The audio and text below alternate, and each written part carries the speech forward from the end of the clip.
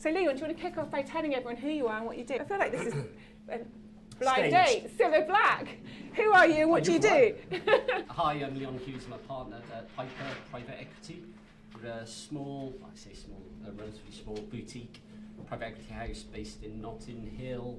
There's 18 of us and we've been going for 40 years and we only invest in fast growth consumer brands. Lots of grey hairs over the period. We've invested over 50 businesses. We successfully exited 30, so you can look at the stats there, and we're still investing in about 15. Hopefully, and our consumers of some of our brands, including Wild Nutrition. Put your hands up if you know. Yeah, that'd be good. Yeah. Wild Nutrition, Blue and Wild. Flatiron Steak Restaurants. Plus a whole host. Yard Sale, Pizza, Monica Vinegar, thank you, Simon. Monica. And over the years, you know, our goal is to nurture and build brand legends. So Bowden, Bottle Green, Maxi Muscle, and I suppose it's probably relevant for this room. I was actually at Maxi Muscle for 10 years prior, and Piper invested in our brand. So I went through the whole experience, having investment from Piper, having sold it for 162 million, and that's why we're there today, because I actually love what I do. So I've been there 13 years, and I help all of our brands not just sitting on boards, but with their digital presence, e-commerce, tech stack, etc. That's why I know Tash. That's why we know each other, the e-commerce tech stack. Exactly. So tell us about Ancient and Brave, because that's what we're going to talk about tonight. One of the brands that's... Yeah. You tell the story of Ancient and Brave. Yeah, phenomenal brand for those of you who've met Kate. She's just phenomenal. Kate Prince, the founder, set up in 2018. She went on a kind of one of our mentoring programs. So whilst we invest in only 1 to 3 businesses a year, we're nurturing, speaking, helping to about 300 brands in the background. She set up in 2018. We were lucky enough to meet her, mentor her from 2020.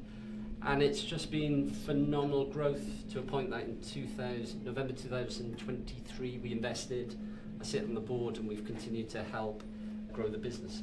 And collagen is a really, have we got any collagen brands in the room? I don't think so, but oh yes, so collagen is a super crowded category, and they came in relatively late compared to some of the, there's some longer standing collagen brands. How did they manage to stand out, or what made them different? We always invest in better and different.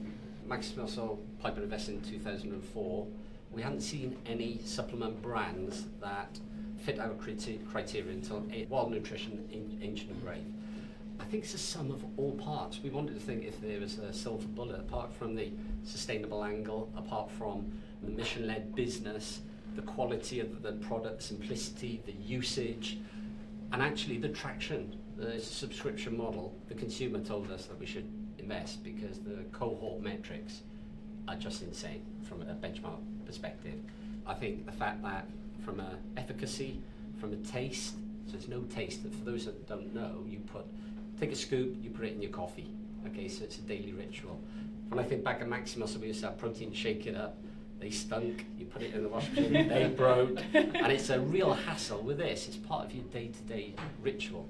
You know, what was really nice, all of our brands, we're consumers at the end of the day. So we were consumers of the brand before investing like the other brands that we invest in. A testament that what she's created, the customer, is really the one that's telling us that it's better and different. And what's coming up for Ancient and Brave?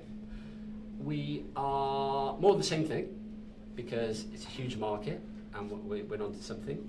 We've already launched in Germany, so we're looking at how to create as much value in the business as possible. We've spoken to advisors, VCs, potential strategics, what they're looking for in a business. We're private equity, we invest, we build a business, we want to maximise shareholder value and for the founders. We're looking to launch into the US.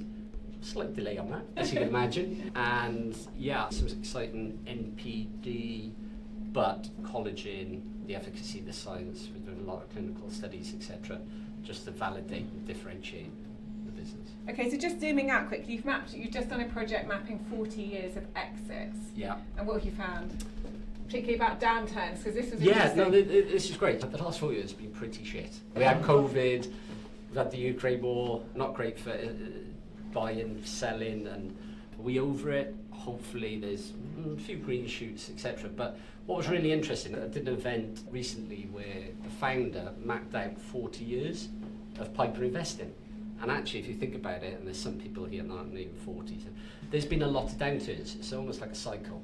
And I've been mentoring quite a lot of brands to say, think about the long term. It's always a cycle. And what we did was map out when we invested and when we divested alongside the global financial crisis, the dot-com, where I lost my business back in 2000, and we just mapped it all out. And it was really interesting because we've exited on downturns to strategics. We've bought in downturns. And actually, you've got the strategics take a long view of businesses and brands and consumers. You could really falter and think, oh God, it's the end of the world, and nothing. We're consumers. We buy consumer brands. There's always going to be a need for it. So that's why over the 40 years, there's going to be more curveballs. There's going to be bumps in the road. We're just going to stay true to ourselves, constantly invest in fast growth consumer brands, bring our expertise to the table. Because there's going to be other things, hopefully not soon, but other things that's going to come around. And if you hold, if you have to develop it, if you have to really reflect and build a better business, well, we're there for that. And last question, you say you're looking at how many brands at any one time?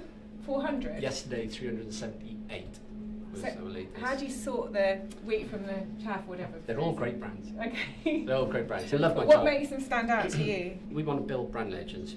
They've got to be better and different. They've got to be from the heart, not the head.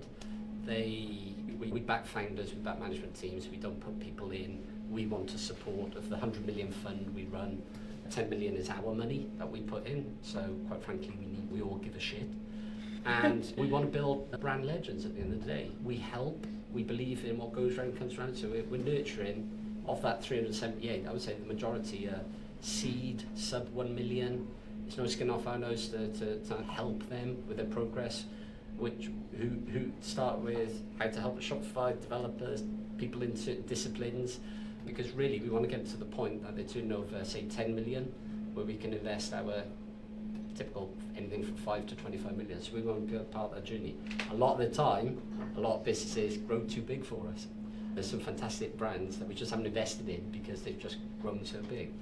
But they want to invest in our fund moving forward because they want to be part of the community, part of the family. Brilliant. Thank you, Liam. Well, Liam's obviously here, so make sure you all ask him questions. Thank you, Liam.